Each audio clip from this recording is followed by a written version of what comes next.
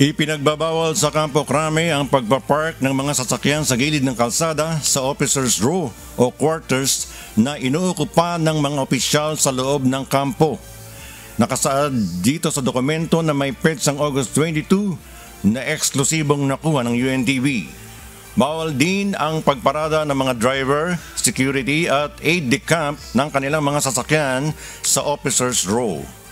Ang kautusan ay inilabas matapos na matagpuan noong August 6 sa quarters ng isang opisyal ang Ford Everest na umano'y iniinalang biktima ng rent tangay. Lumabas din sa investigasyon na sangkot ang naturang sasakyan sa kidnapping ng 3 Chinese national at 1 Pilipina.